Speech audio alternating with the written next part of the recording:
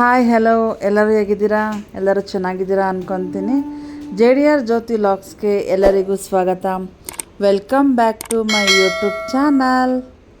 ಇವತ್ತಿನ ವಿಡಿಯೋ ಬಂದು ವರಮಹಾಲಕ್ಷ್ಮಿ ದೇವಿಗೆ ಯಾವ್ಯಾವ ಥರ ನೈವೇದ್ಯ ಇಡ್ಬೋದು, ವರಮಹಾಲಕ್ಷ್ಮಿ ದೇವಿಗೆ ಪ್ರಿಯವಾದ ನೈವೇದ್ಯ ಯಾವ್ಯಾವುದು ಅಂತ ತೋರಿಸ್ತಾ ಇದ್ದೀನಿ ಬನ್ನಿ. ಯಾವ ರೀತಿ ರೆಸಿಪಿ ಮಾಡೋದು ಅಂತಲೂ ತೋರಿಸ್ತಾ ಇದ್ದೀನಿ ಬನ್ನಿ ನೋಡೋಣ.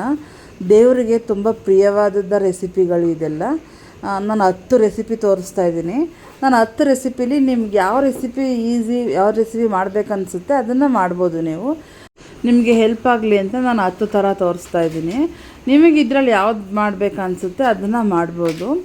ಎಲ್ಲ ರೆಸಿಪಿ ನನಗೆ ಯಾವ್ದು ಮಾಡಿದ್ದೀನಿ 10 ಥರ ರೆಸಿಪಿ ಅದೆಲ್ಲ ಬಂದು ವರಮಹಾಲಕ್ಷ್ಮಿ ದೇವಿಗೆ ಪ್ರಿಯವಾದಂಥ ರೆಸಿಪಿ. ಹಾಗಾಗಿ ಬನ್ನಿ ಇವಾಗ ಮೊದಲಿಗೆ ಸ್ಟಾರ್ಟ್ ಮಾಡೋಣ ರೆಸಿಪಿನ. ಮೊದಲಿಗೆ ಬಾಳೆಹಣ್ಣು ರೆಸಿಪಿ ಮಾಡ್ತಾಯಿದ್ದೀನಿ, ಅಂದರೆ ಬಾಳೆಹಣ್ಣು ರಸಾಯನ ಅಂತ ಮಾಡ್ತಾಯಿದ್ದೀನಿ. ದೇವಿಗೆ ಪ್ರಿಯವಾದದ್ದು ಇದನ್ನು. ನಾನು 2 ಬಾಳೆಹಣ್ಣು, ಸಕ್ಕರೆ, ಜೇನುತುಪ್ಪ, ಕಾಯಿ ತುರಿ, ಗೋಡಂಬಿ, ದ್ರಾಕ್ಷಿ, ಬಾದಾಮಿ ಇಷ್ಟು ತೊಗೊಂಡಿದ್ದೀನಿ. ಇಷ್ಟು ತೊಗೊಂಡು ಒಂದು ಸೈಡಲ್ಲಿ ಒಂದು ಬಟ್ಲು ಇಟ್ಕೊಂಡಿದ್ದೀನಿ. ಬಟ್ಲಿಗೆ ಬಾಳೆಹಣ್ಣೆಲ್ಲ ಹಾಕ್ಕೊತಾ ಇದ್ದೀನಿ, ಅಂದರೆ ಕಟ್ ಮಾಡಿರಬೇಕು ಬಾಳೆಹಣ್ಣೆಲ್ಲ. ಕಟ್ ಮಾಡಿ ಹಾಕ್ಕೊತಾ ಇದ್ದೀನಿ. ಮತ್ತು ಸಕ್ಕರೆ 1 ಸ್ಪೂನ್ ಒಂದು 2ರಿಂದ 1 ಸ್ಪೂನ್ ಹಾಕ್ಕೊತಾ ಇದ್ದೀನಿ ಅಷ್ಟೇ. ಸ್ವಲ್ಪ ತೆಂಗಿನಕಾಯಿ ತುರಿನೂ ಅಷ್ಟೇ 2 ಸ್ಪೂನ್ ಹಾಕ್ಕೊಂಡಿದ್ದೀನಿ. ಒಂದು ಸ್ವಲ್ಪ ಗೋಡಂಬಿ, ಬಾದಾಮಿ, ದ್ರಾಕ್ಷಿ ಇಷ್ಟನ್ನು ಹಾಕ್ಕೊಂಡು ಮಿಕ್ಸ್ ಮಾಡ್ಕೊತಾ ಇದ್ದೀನಿ. ಇದು ಒಲೆ ಮೇಲೆ ಏನು ಮಾಡೋಂಥದ್ದೇನಿಲ್ಲ, ಹಾಗೆ ಮಾಮೂಲಿ ಡ್ರೈ ಆಗೇ ಮಾಡಬೇಕು. ದೇವರಿಗೆ ಇವೆಲ್ಲ ತುಂಬ ಇಷ್ಟವಾದದ್ದು, ಹಂಗಾಗಿ ಇದನ್ನೆಲ್ಲ ಹಾಕಿ ಮಾಡ್ತಾಯಿದ್ದೀನಿ. ಇದೆಲ್ಲ ಮಿಕ್ಸ್ ಮಾಡ್ಕೊಂಡಾದ್ಮೇಲೆ ಜೇನುತುಪ್ಪ ಹಾಕ್ಕೊತಾ ಇದ್ದೀನಿ. ನಾನು ಯೂಸ್ ಮಾಡೋ ಜೇನುತುಪ್ಪ ಬಂದು ಅಕ್ಷಯ ಕಲ್ಪ ಅವ್ರದ್ದು ಜೇನುತುಪ್ಪ ನಾನು ಯೂಸ್ ಮಾಡೋದು, ಕಂಪ್ನಿದು. ತುಂಬ ಚೆನ್ನಾಗಿದೆ, ಟೇಸ್ಟು ಚೆನ್ನಾಗಿದೆ, ತುಂಬ ಚೆನ್ನಾಗೂ ಇದೆ, ಪ್ಯೂರ್ ಆಗಿದೆ. ಹಾಗಾಗಿ ಅದನ್ನೇ ಯೂಸ್ ಮಾಡ್ತಾಯಿದ್ದೀನಿ. 1 ಸ್ಪೂನ್ ಜೇನುತುಪ್ಪ ಹಾಕ್ಕೊಂಡಿದ್ದೀನಿ. 1 ಸ್ಪೂನ್ ಜೇನುತುಪ್ಪ ಹಾಕ್ಕೊಂಡು ನೀಟಾಗಿ ಮಿಕ್ಸ್ ಮಾಡ್ಕೊತಾ ಇದ್ದೀನಿ. ನೀಟಾಗಿ ಮಿಕ್ಸ್ ಮಾಡಿಕೊಂಡು ಹೊಂದ್ಕೊಳ್ಳುತ್ತೆ. ನಾವು ನೀಟಾಗಿ ಮಿಕ್ಸ್ ಮಾಡಿಕೊಂಡ್ರೆ ಜೇನುತುಪ್ಪ ಮತ್ತು ಬಾಳೆಹಣ್ಣು, ಫ್ರೂಟ್ಸು ಎಲ್ಲ ನೀಟಾಗಿ ಹೊಂದ್ಕೊಳ್ಳುತ್ತೆ. ನೀವು ಬೇರೆ ಥರ ಹಣ್ಣು ಹಾಕ್ಕೊಳ್ಳೋದಾದ್ರೆ ಹಾಕ್ಕೋಬೋದು, ಫ್ರೂಟ್ಸ್ ಹಾಕ್ಕೊಳ್ಳೋದಾದರೆ. ನಾನು ಬಾಳೆಹಣ್ಣು ಒಂದರಲ್ಲೇ ಮಾಡ್ತಾಯಿದ್ದೀನಿ, ಅಂದರೆ ಬಾಳೆಹಣ್ಣಿಂದ ತುಂಬ ಇಷ್ಟ ಆಗುತ್ತೆ ದೇವರಿಗೆ ಬಾಳೆಹಣ್ಣು ಅಂದರೆ. ಹಂಗಾಗಿ ನಾನು ಬಾಳೆಹಣ್ಣಿಂದನೇ ಮಾಡ್ಕೊಂಡಿದ್ದೀನಿ. ಇದನ್ನು ರೆಡಿ ಆಯ್ತು. ಇವಾಗ ಇದನ್ನು ಸರ್ವ್ ಮಾಡ್ಕೊತಾ ಇದ್ದೀನಿ. ಬನ್ನಿ ಈಗ ದೇವಿಗೆ ಇಡುವಂತಹ ಬಟ್ಲಲ್ಲಿ ನಾನು ಇಟ್ಕೊತಾ ಇದ್ದೀನಿ. ಇದನ್ನೆಲ್ಲ ಮಾಡಿ ಒಂದು ಕಡೆ ಇಟ್ಕೊಂಡು ನೆಕ್ಸ್ಟ್ ಪುಳಿಯೋಗರೆ ಮಾಡೋಣ ಅಂತ ಮಾಡ್ತಾಯಿದ್ದೀನಿ. ನೆಕ್ಸ್ಟ್ ಬಂದು ರೆಸಿಪಿ ಪುಳಿಯೋಗರೆ ಪ್ರಸಾದ. ಬಂದು ಪುಳಿಯೋಗರೆಗೆ ಏನೇನು ಬೇಕು ಅಂತ ನೋಡೋಣ ಬನ್ನಿ. ಪುಳಿಯೋಗರೆಗೆ ಆಲ್ರೆಡಿ ರೈಸ್ ಮಾಡಿ ಇಟ್ಕೊಂಡಿದ್ದೀನಿ. ರೈಸ್ 1 ಬಟ್ಲು ತೊಗೊಂಡಿದ್ದೀನಿ. ಕಡಲೆಬೇಳೆ, ಒಣಮೆಣಸಿನ್ಕಾಯಿ, ಗಣೇಶ ಪುಳಿಯೋಗರೆ, ಮತ್ತು ರುಚಿಗೆ ತಕ್ಕಷ್ಟು ಉಪ್ಪು, ಕೊತ್ತಂಬರಿ ಸೊಪ್ಪು, ಸಾಸಿವೆ ಮತ್ತು ಬೇಕಾದಷ್ಟು ಎಣ್ಣೆ. ಮೊದಲಿಗೆ ಒಂದು ಬಾಣಲೆ ಇಟ್ಕೊಂಡಿದ್ದೀನಿ. ಬಾಣಲೆ ಇಟ್ಕೊಂಡು 3ರಿಂದ 4 ಸ್ಪೂನ್ ಆಯಿಲ್ ಹಾಕ್ಕೊತಾ ಇದ್ದೀನಿ. ಆಯಿಲಲ್ಲೇ ಮಾಡೋದಲ್ವ, ಹಾಗೆ ಒಂದು 3ರಿಂದ 4 ಸ್ಪೂನ್ ಆಯಿಲ್ ಹಾಕ್ಕೊಂಡಿದ್ದೀನಿ. ಆಯಿಲ್ ಎಣ್ಣೆ ಸ್ವಲ್ಪ ಬಿಸಿ ಆದಮೇಲೆ ಸ್ವಲ್ಪ ಸಾಸಿವೆ ಹಾಕ್ಕೊಂಡಿದ್ದೀನಿ.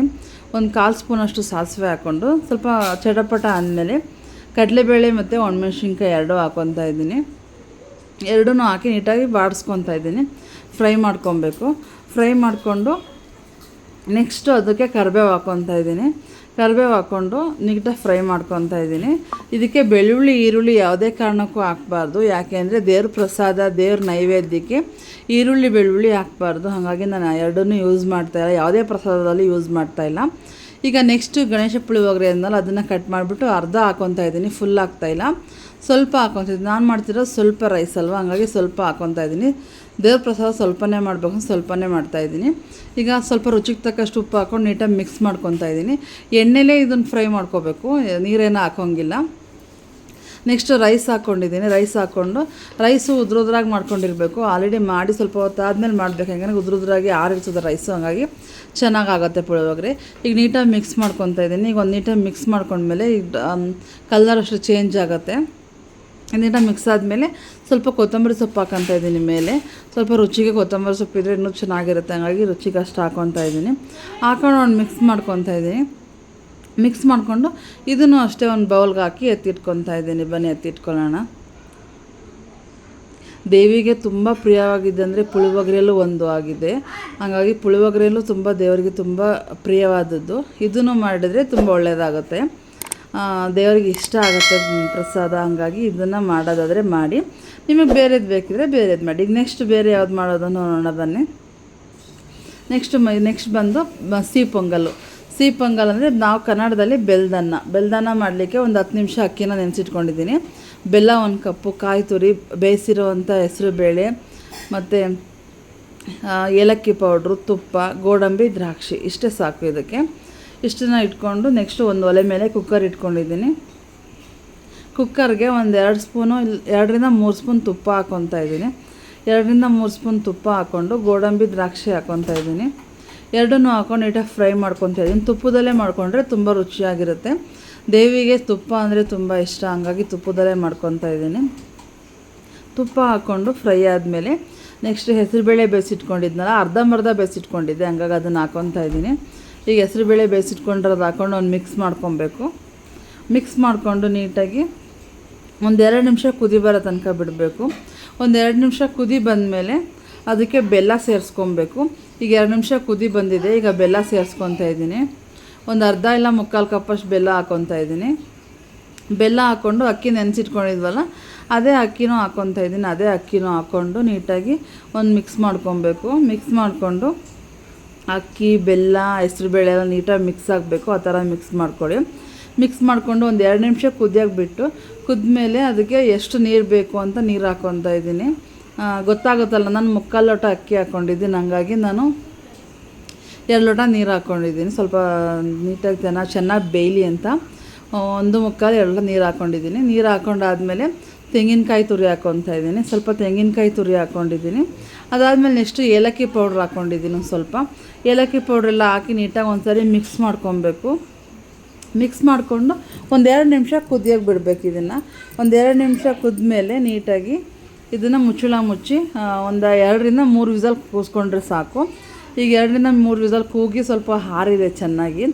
ಆರಿದ್ಮೇಲೆ ಈ ಥರ ಗಟ್ಟಿಯಾಗಿದೆ ನೋಡಿ. ಈ ಥರ ಚೆನ್ನಾಗಿ ಸ್ಮ್ಯಾಶ್ ಮಾಡ್ಕೊಬೇಕು. ತುಂಬ ತೆಳು ಇರಬಾರ್ದು. ಸಿಹಿ ಪೊಂಗಲ್ ಅಂದರೆ ದೇವರಿಗೆ ಸ್ವಲ್ಪ ಗಟ್ಟಿ ಇದ್ರೇ ತುಂಬ ಚೆನ್ನಾಗಿರುತ್ತೆ. ಈ ಥರ ಇರಬೇಕು. ಇದನ್ನು ಸರ್ವ್ ಮಾಡ್ಕೊತಾ ಇದ್ದೀನಿ. ಬನ್ನಿ ಬಟ್ಲಿಗೆ ಹಾಕಿ ಇದನ್ನು ಎತ್ತಿಟ್ಕೊಳ್ಳೋಣ ಸೈಡಿಗೆ. ಇದನ್ನು ಆದಮೇಲೆ ಸಿಹಿ ಪೊಂಗಲ್ ಆಯಿತು. ಇವಾಗ ದೇವರಿಗೆ ನೈವೇದ್ಯ. ಈಗ ಸಿಹಿ ಪೊಂಗಲ್ ಒಂದು ರೆಡಿ ಆಯಿತು. ನೆಕ್ಸ್ಟ್ ನೈವೇದ್ಯ ಯಾವುದು ಅಂತ ನೋಡೋಣ ಬನ್ನಿ. ನೆಕ್ಸ್ಟ್ ಬಂದು ಚಿತ್ರಾನ್ನ, ನಿಂಬೆಹಣ್ಣು ಚಿತ್ರಾನ್ನ ಅಂತ. ಇದಕ್ಕೂ ಅಷ್ಟೇ ಈರುಳ್ಳಿ, ಬೆಳ್ಳುಳ್ಳಿ ಯಾವುದೇ ಕಾರಣಕ್ಕೂ ಹಾಕಬಾರ್ದು. ಈಗ ರೈಸ್ ತೊಗೊಂಡಿದ್ದೀನಿ ಒಂದು ಬಟ್ಲು, ಕೊತ್ತಂಬರಿ ಸೊಪ್ಪು, ತೆಂಗಿನಕಾಯಿ ತುರಿ, ರುಚಿಗೆ ತಕ್ಕಷ್ಟು ಉಪ್ಪು, ಎಣ್ಣೆ ಮತ್ತು ಕಡಲೆಬೀಜ, ಕಡಲೆಬೇಳೆ, ಸಾಸಿವೆ, ಜೀರಿಗೆ, ಹಸಿರುಮೆಣಸಿನ್ಕಾಯಿ ಮತ್ತು ಒಂದು ಅರ್ಧ ಹೋಳು ನಿಂಬೆಹಣ್ಣು ತೊಗೊಂಡಿದ್ದೀನಿ. ಇಷ್ಟಾದಮೇಲೆ ಇಷ್ಟಕ್ಕೂ ಯಾವುದೇ ಕಾರಣಕ್ಕೂ ಬೆಳ್ಳುಳ್ಳಿ, ಈರುಳ್ಳಿ ಯೂಸ್ ಮಾಡಬಾರ್ದು. ನೆಕ್ಸ್ಟ್ ಒಂದು ಬಾಣಲೆ ಇಟ್ಕೊಂಡಿದ್ದೀನಿ. ಬಾಣಲೆ ಇಟ್ಕೊಂಡು ಒಂದು 3-4-5 ಸ್ಪೂನು ಅಷ್ಟು ಎಣ್ಣೆ ಹಾಕ್ಕೊಂಡಿದ್ದೀನಿ. 3 ಸ್ಪೂನ್ ಜಾಸ್ತಿ ಎಣ್ಣೆ ಬೇಡಾದರೆ 3 ಸ್ಪೂನ್, ಇಲ್ಲಾಂದರೆ ಒಂದು 5-6 ಸ್ಪೂನ್ ಹಾಕ್ಕೊಳ್ಳಿ. ಹಾಕ್ಕೊಂಡು ನೆಕ್ಸ್ಟು ಸಾಸಿವೆ ಮತ್ತು ಜೀರಿಗೆ ಹಾಕ್ಕೊತಾ ಇದ್ದೀನಿ.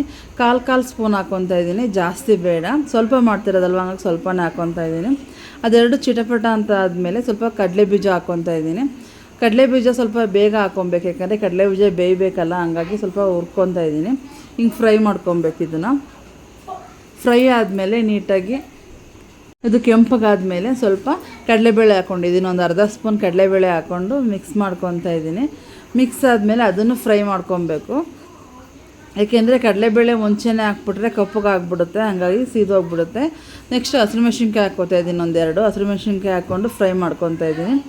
ಹಸಿರುಮೆಣ್ಸಿನ್ಕಾಯಿ ಫ್ರೈ ಆದಮೇಲೆ ಒಂದೆರಡು ಕಡ್ಡಿ ಕರಿಬೇವು ಹಾಕ್ಕೊಂಡಿದ್ದೀನಿ. ಕರಿಬೇವು ಹಾಕ್ಕೊಂಡು ನೀಟಾಗಿ ಫ್ರೈ ಮಾಡ್ಕೊತಾ ಇದ್ದೀನಿ. ಈಗ ಫ್ರೈ ಆದಮೇಲೆ ನೆಕ್ಸ್ಟ್ 1 ಚಿಟಿಕೆ ಇಲ್ಲ 1 ಚಿಟಿಕೆ ಅರಿಶಿನ ಹಾಕ್ಕೊತಾ ಇದ್ದೀನಿ. 1 ಚಿಟಿಕೆ ಅರಿಶಿನ ಹಾಕ್ಕೊಂಡು ಮಿಕ್ಸ್ ಮಾಡ್ಕೊತಾ ಇದ್ದೀನಿ. ಇದನ್ನು ಮಿಕ್ಸ್ ಮಾಡಿಕೊಂಡು ನೆಕ್ಸ್ಟು ರುಚಿಗೆ ತಕ್ಕಷ್ಟು ಉಪ್ಪು ಹಾಕ್ಕೊತಾ ಇದ್ದೀನಿ. ಉಪ್ಪು ಸ್ವಲ್ಪನೇ ಹಾಕ್ಕೋಬೇಕು, ಜಾಸ್ತಿ ಹಾಕ್ಕೋಬಾರ್ದು. ಸ್ವಲ್ಪನೇ ಹಾಕ್ಕೊಂಡು ಮಿಕ್ಸ್ ಮಾಡ್ಕೊತಾ ಇದ್ದೀನಿ. ಇದನ್ನು ಮಿಕ್ಸ್ ಆದಮೇಲೆ ನೆಕ್ಸ್ಟು ಒಂದು ಸಾರಿ ಕುದಿ ಬರಬೇಕು. ಇದು ಒಂದು ಸ್ವಲ್ಪ ಕುದಿ ಬರೋ ತನಕ ಸ್ವಲ್ಪ ಮಿಕ್ಸ್ ಮಾಡ್ಕೊಳ್ಳೋಣ. ಈಗ ಎಲ್ಲನೂ ಐಟಮ್ಸು ನೀಟಾಗಿ ಫ್ರೈ ಆಗಲಿ ಅಂತ. ಇದು ಸ್ವಲ್ಪ ಫ್ರೈ ಆದಮೇಲೆ ತೆಂಗಿನಕಾಯಿ ತುರಿ ಹಾಕ್ಕೊತಾ ಇದ್ದೀನಿ. ಇದಕ್ಕೆ ಮೇನ್ ತೆಂಗಿನಕಾಯಿ ತುರಿನೇ, ಹಂಗಾಗಿ ತೆಂಗಿನಕಾಯಿ ತುರಿ ಒಂಚೂರು ಜಾಸ್ತಿ ಹಾಕ್ಕೊಂಡಿದ್ದೀನಿ. ಇದನ್ನು ಹಾಕ್ಕೊಂಡು ನೀಟಾಗಿ ಮಿಕ್ಸ್ ಮಾಡ್ಕೊತಾ ಇದ್ದೀನಿ. ಇದನ್ನು ನೀಟಾಗಿ ಮಿಕ್ಸ್ ಮಾಡ್ಕೊಬೇಕು. ಸ್ವಲ್ಪ ಆಯಿಲೆಲ್ಲ ಎಳ್ಕೊಬೇಕು ತೆಂಗಿನಕಾಯಿ. ಅವಾಗ ಆಯಿಲೆಲ್ಲ ಎಳ್ಕೊಂಡು ಮತ್ತು ಆಯಿಲ್ ಬಿಡೋಕ್ಕೆ ಸ್ಟಾರ್ಟ್ ಆದಾಗ ನಾವು ನಿಂಬೆಹಣ್ಣು ಹುಳಿ ಹಾಕ್ಕೊಬೇಕು. ನಾನು ಅರ್ಧ ನಿಂಬೆಹಣ್ಣು ಹುಳಿ ತೊಗೊಂಡಿದ್ದೀನಿ, ಅರ್ಧ ಹಾಕ್ಕೊತಾ ಇದ್ದೀನಿ ನೋಡಿ. ಅರ್ಧನೇ ಸಾಕು, ಅರ್ಧಕ್ಕಿಂತ ಸ್ವಲ್ಪ ಕಡಿಮೆ ಆದರೂ ಪರವಾಗಿಲ್ಲ. ಸ್ವಲ್ಪ ರೈಸ್ ತೊಗೊಂಡಿದ್ದೀವಲ್ಲ, ಹಾಗೆ ಸ್ವಲ್ಪನೇ ಹಾಕ್ಕೊತಾ ಇದ್ದೀನಿ. ಹುಳಿ ಜಾಸ್ತಿ ಬೇಡ ಅಂತೇಳಿ ಈಗ ಫ್ರೈ ಮಾಡ್ಕೊಂಡಿದ್ದೀನಿ. ಈಗ ಫ್ರೈ ಆದ್ಮೇಲೆ ಸ್ವಲ್ಪ ಕೊತ್ತಂಬರಿ ಸೊಪ್ಪು ಹಾಕ್ಕೊತಾ ಇದ್ದೀನಿ. ಸ್ವಲ್ಪ ಕೊತ್ತಂಬರಿ ಸೊಪ್ಪು ಹಾಕಿ ಒಂದು ಸಾರಿ ಫ್ರೈ ಮಾಡಿಕೊಂಡು ಸ್ವಲ್ಪ ಆಯಿಲೆಲ್ಲ ಎಳ್ಕೊಬೇಕು ತೆಂಗಿನಕಾಯಿ. ಎಳ್ಕೊಂಡಾದ್ಮೇಲೆ ಈಗ ಆಗಿದೆ ಸ್ವಲ್ಪ, ಈಗ ಎಳ್ಕೊಂಡಾಗಿದೆ. ನೆಕ್ಸ್ಟು ರೈಸ್ ಹಾಕ್ಕೊತಾ ಇದ್ದೀನಿ. ಆಲ್ರೆಡಿ ಹೇಳಿದ್ನಲ್ಲ, ರೈಸ್ ಎಲ್ಲ ಮಾಡಿ ಇಟ್ಕೊಂಡಿದ್ದೀನಿ. ಮೊದಲೇ ರೈಸ್ ಮಾಡಿ ಇಟ್ಕೊಂಡು ಸ್ವಲ್ಪ ಆರಿಸ್ಕೊಂಡು ಆಮೇಲೆ ಒಗ್ಗರಣೆ ಮಾಡ್ಕೊತಾ ಇದ್ದೀನಿ ರೈಸ್ನ. ಈಗ ನೀಟಾಗಿ ಮಿಕ್ಸ್ ಮಾಡ್ಕೊಬೇಕು. ಉರಿಯಲ್ಲೇ ಮಿಕ್ಸ್ ಮಾಡ್ಕೊಬೇಕು, ಉರಿ ತೆಗಿಯೋದೇನಿಲ್ಲ. ಒಲೆ ಮೇಲೆ ಇಟ್ಕೊಂಡು ಮಿಕ್ಸ್ ಮಾಡ್ಕೊಂಡು ನೀಟಾಗಿ ಮಿಕ್ಸ್ ಮಾಡ್ಕೊಬೇಕು. ಸ್ವಲ್ಪ ಅರಿಶಿನ ಎಲ್ಲ ನೀಟಾಗಿ ಅನ್ನಕ್ಕೆಲ್ಲ ಹೊಂದ್ಕೋಬೇಕು. ಈಗ ಗೊಜ್ಜೆಲ್ಲ ಹೊಂದ್ಕೊಳ್ಳೋ ಥರ ಮಿಕ್ಸ್ ಮಾಡ್ಕೊತಾ ಇದ್ದೀನಿ. ಚಿತ್ರಾನ್ನ ತುಂಬ ಇಷ್ಟವಾದದ್ದು ದೇವರಿಗೆ, ಹಾಗಾಗಿ ಇದನ್ನು ಅಷ್ಟೇ ನೈವೇದ್ಯಕ್ಕೆ ಯೂಸ್ ಮಾಡ್ಬೋದು.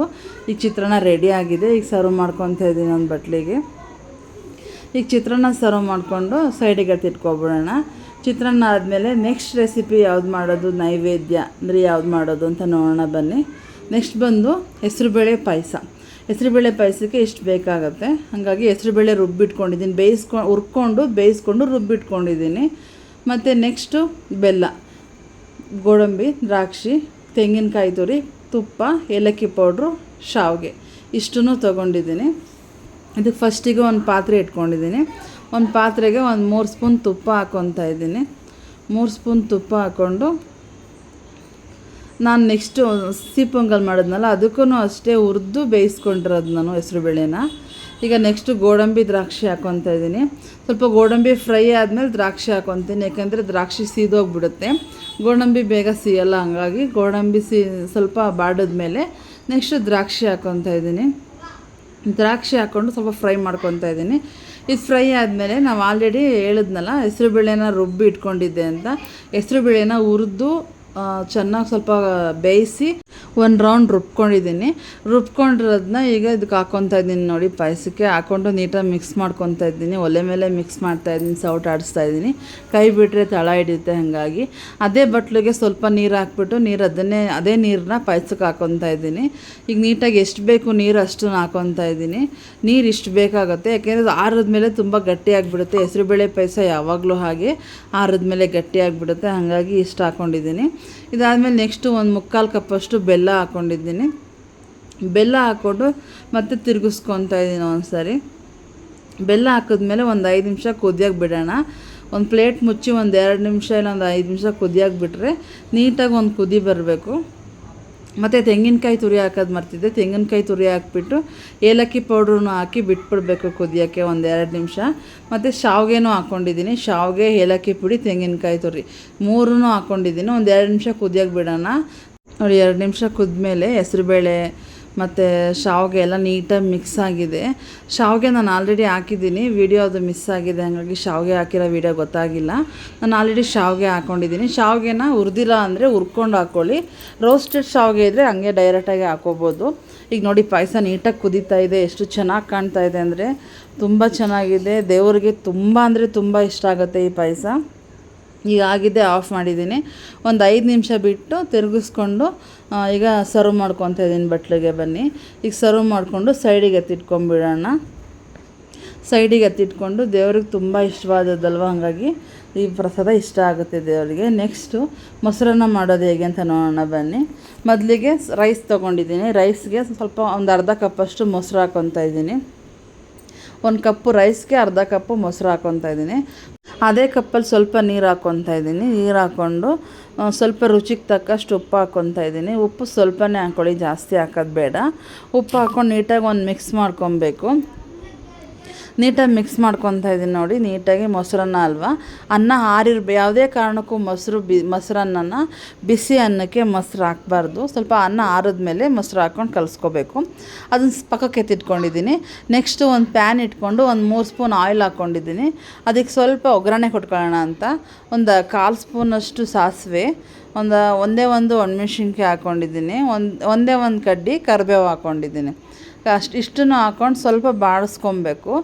ನೀಟಾಗಿ ಹಿಂಗೆ ಬಾಡಿಸ್ಕೊತಾ ಇದ್ದೀನಿ. ಬಾಡಿಸ್ಕೊಂಡು ನಾವು ಮೊಸರನ್ನ ಕಲಿಸ್ಕೊಂಡಿದ್ವಲ್ಲ ಅದಕ್ಕೆ ಹಾಕ್ಕೊಬೇಕು. ಲಾಸ್ಟಿಗೆ ಒಂಚೂರು ಕೊತ್ತಂಬರಿ ಸೊಪ್ಪು ಹಾಕಿ ಎತ್ಕೊಂಬಿಡ್ಬೇಕು. ಎತ್ಕೊಂಡು ಮೊಸರನ್ನ ಕಲಸಿಟ್ಟಿದ್ವಲ್ಲ ಆ ಒಗ್ಗರಣೆನ ಅದಕ್ಕೆ ಹಾಕ್ಕೊಬೇಕು. ಅದಕ್ಕೆ ಹಾಕ್ಕೊಂಡು ನೀಟಾಗಿ ಮಿಕ್ಸ್ ಮಾಡ್ಕೊಬೇಕು, ಒಂದು ಮಿಕ್ಸ್ ಕೊಡಬೇಕು. ಯಾವುದೇ ಕಾರಣಕ್ಕೂ ಹಿಂಗೆಲ್ಲ ಯೂಸ್ ಮಾಡೋಕ್ಕೆ ಹೋಗಬೇಡಿ, ಅದರಲ್ಲಿ ಬೆಳ್ಳುಳ್ಳಿ ಮಿಕ್ಸ್ ಆಗಿರುತ್ತೆ, ಹಾಗಾಗಿ ಹಿಂಗೆ ಯೂಸ್ ಮಾಡೋದೇನು ಬೇಡ. ಈಗ ನೆಕ್ಸ್ಟ್ ಇದನ್ನು ಮಿಕ್ಸ್ ಮಾಡಿಕೊಂಡು ಇದಕ್ಕೆ ನಿಮ್ಮ ಹತ್ರ ದಾಳಿಂಬೆ, ಫ್ರೂಟ್ಸು, ದ್ರಾಕ್ಷಿ ಈ ಥರ ಯಾವುದೇ ಫ್ರೂಟ್ಸ್ ಇದ್ದರೂ ಹಾಕ್ಕೊಳ್ಳಿ, ಚೆನ್ನಾಗಿರುತ್ತೆ. ತುಂಬ ದೇವರಿಗೆ ಫ್ರೂಟ್ಸು ಇಟ್ಟಂಗಾಗುತ್ತೆ ಮೊಸರನ್ನನ ಜೊತೆಲಿ. ಹಾಗಾಗಿ ನೆಕ್ಸ್ಟ್ ಈಗ ಇದನ್ನು ದಾಳಿಂಬೆ ಹಾಕ್ಕೊಂಡು ಮಿಕ್ಸ್ ಮಾಡ್ಕೊತಾ ಇದ್ದೀನಿ. ನೀಟಾಗಿ ಮಿಕ್ಸ್ ಮಾಡಿಕೊಂಡು ಯಾವುದೇ ಕಾರಣಕ್ಕೂ ಯಾವುದೇ ಪ್ರಸಾದನೂ ಟೇಸ್ಟ್ ಮಾಡಿ ನೋಡಬಾರ್ದು, ಹಾಗೇ ಹಾಗೆ ಮಾಡಬೇಕು. ನಮ್ಮ ಒಂದು ಅಳತೆಲಿ ಹಾಕ್ಕೊಬೇಕು. ಈಗ ನೀಟಾಗಿ ಮಿಕ್ಸ್ ಆಯಿತು. ಮಿಕ್ಸ್ ಆಗಿದ್ದೆ ಒಂದು ಬಟ್ಲಿಗೆ ಸರ್ವ್ ಮಾಡ್ಕೊತಾ ಇದ್ದೀನಿ. ಈಗ ಒಂದು ಬಟ್ಲಿಗೆ ನೈವೇದ್ಯ ಹಾಕಿಟ್ಕೊತಾ ಇದ್ದೀನಿ. ಈಗ ಇದನ್ನು ಅಷ್ಟೇ ನೈವೇದ್ಯನ ಒಂದು ಬಟ್ಲಿಗೆ ಹಾಕಿ ಪಕ್ಕಕ್ಕೆ ಎತ್ತಿಟ್ಕೊತಾ ಇದ್ದೀನಿ. ನಾನು ಹೇಳ್ದಂಗೆ ಯಾವುದೇ ಕಾರಣಕ್ಕೂ ಯಾವುದು ಪ್ರಸಾದನ ಟೇಸ್ಟ್ ಮಾಡಿ ದೇವ್ರಿಗೆ ಇಡಬಾರ್ದು. ಮಾಡಿಬಿಟ್ಟು ದೇವ್ರಿಗೆ ಇಟ್ಟು ಆಮೇಲೆ ಟೇಸ್ಟ್ ಮಾಡಬೇಕು. ಈಗ ನೆಕ್ಸ್ಟು ಒಬ್ಬಟ್ಟು ಮಾಡ್ಕೊತಾ ಇದ್ದೀನಿ. ಒಬ್ಬಟ್ಟು ನಿಮ್ಗೆ ಆಲ್ರೆಡಿ ಗೊತ್ತಿದೆ ಅಂತ ನಾನು ಒಬ್ಬಟ್ಟು ವೀಡಿಯೋ ಅಷ್ಟು ಹಾಕಿಲ್ಲ. ತಟ್ಟೋದು ಹಾಕ್ತಾಯಿದ್ದೀನಿ. ನಾನು ಈ ಬಟ್ರ್ ಪೇಪರ್ ಇದು ಒಬ್ಬಟ್ಟು ತಟ್ಟೋದಿದು. ಈ ಪೇಪರ್ನ ನಾನು ಆನ್ಲೈನಲ್ಲಿ ಬುಕ್ ಮಾಡಿ ತೊಗೊಂಡಿದ್ದೆ. ನಿಮಗೂ ಬೇಕಿತ್ತು ಅಂದರೆ ನಾನು ಲಿಂಕ್ ಹಾಕ್ತೀನಿ, ಒಮ್ಮೆ ಚೆಕ್ ಮಾಡಿ. ಇದು ಪೇಪರ್ ಇದೆಯಲ್ಲ, ಈ ಪೇಪರ್ ಬಂದು ಒಲೆ ಮೇಲೆ ಇಟ್ಟರು ಸುಡಲ್ಲ. ಹಾಗಾಗಿ ಇದು ತುಂಬ ಯೂಸ್ ಆಗುತ್ತೆ. ಒಂದು ಪೇಪರ್ 10 ವರ್ಷ ಆದರೂ ಯೂಸ್ ಆಗುತ್ತೆ. ಹಾಗಾಗಿ ಈ ಪೇಪರ್ ಲಿಂಕ್ ಹಾಕ್ತೀನಿ, ಒಮ್ಮೆ ಚೆಕ್ ಮಾಡಿ. ರೋಟಿ ಮೇಕರ್ ಪೇಪರ್ ಅಂತ. ಈಗ ನೆಕ್ಸ್ಟ್ ಒಬ್ಬಟ್ಟು ತಟ್ಕೊತಾ ಇದ್ದೀನಿ. ಒಬ್ಬಟ್ಟು ಆಲ್ರೆಡಿ ನಿಮಗೆ ಗೊತ್ತಿದೆ ಅಂತ ಅಂದ್ಕೊತೀನಿ. ಒಬ್ಬಟ್ಟು ಮಾಡಿ ಹೂರಣ ಎಲ್ಲ ಮಾಡಿ ಫಿಲ್ ಮಾಡಿ ಇಟ್ಕೊಂಡಿದ್ದೆ.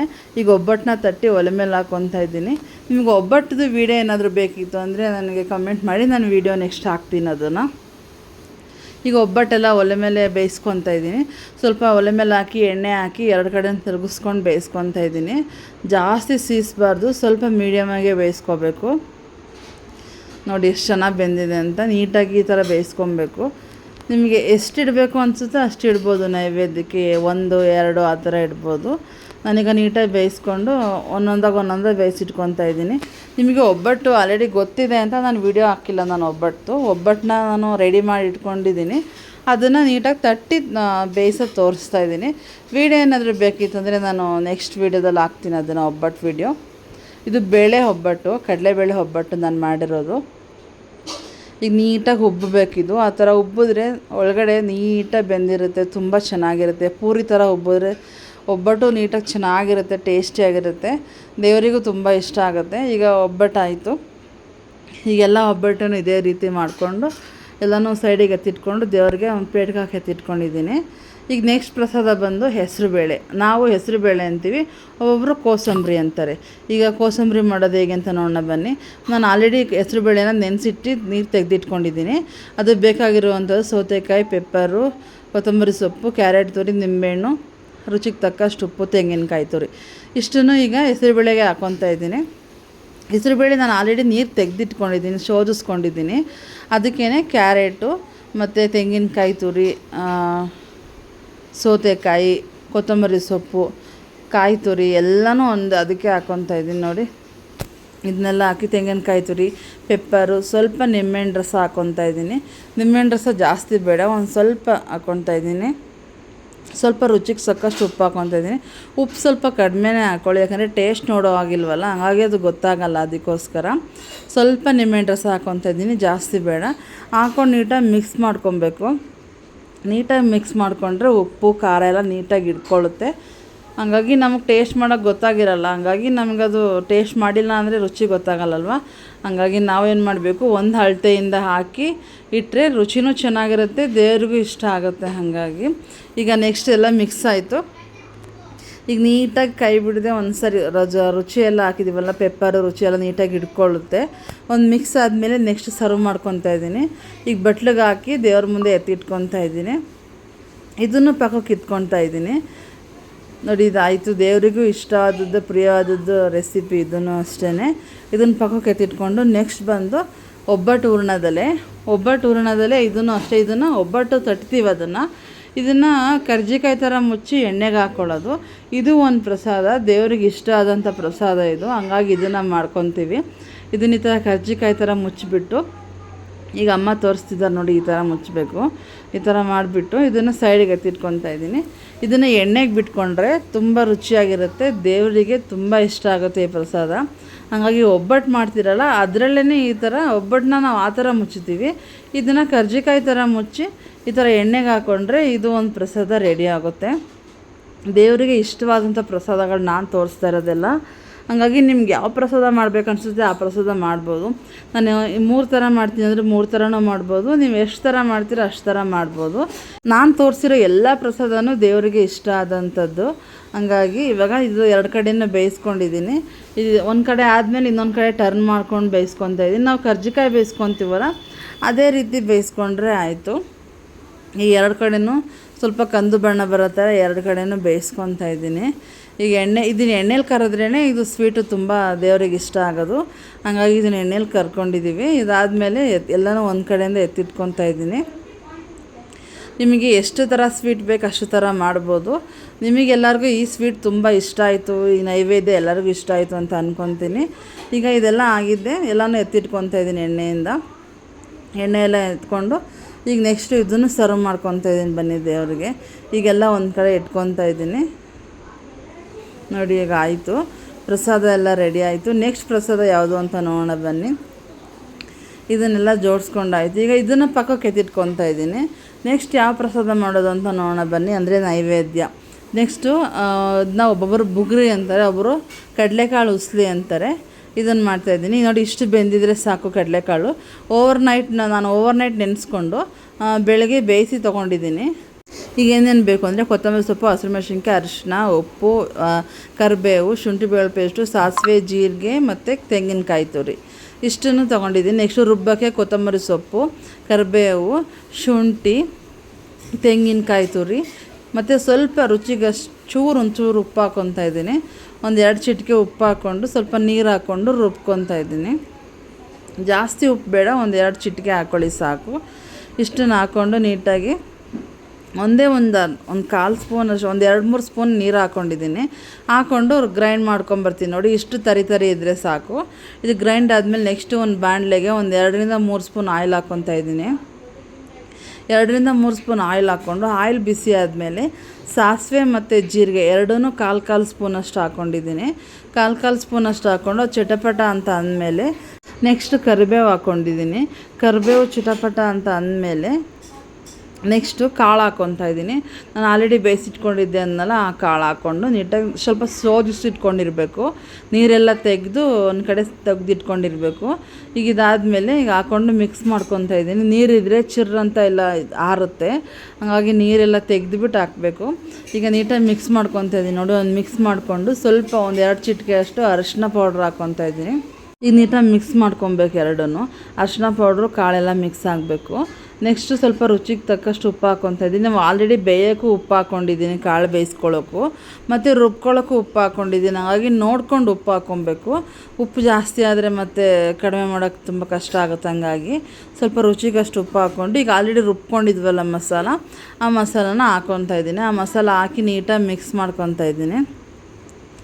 ನೀಟಾಗಿ ಕೈಯಿಂದನೇ ತೆಗೆದುಕೊಳ್ಳಿ, ಎಲ್ಲ ಮಸಾಲ ಜಾರಿಗೆ ಅಂಟ್ಕೊಂಡಿರ್ತದೆ. ನಾವು ಸ್ವಲ್ಪ ರುಬ್ಬಿರ್ತೀವಲ್ಲ, ಹಾಗಾಗಿ ನಾನು ಪ್ರಸಾದ ದೇವರಿಗಲ್ವ ಅಂದರೆ ಸ್ವಲ್ಪ ಮಾಡಿದ್ದೀನಿ. ನೀವು ಜಾಸ್ತಿ ಬೇಕಂದರೆ ಜಾಸ್ತಿ ಮಾಡ್ಬೋದು.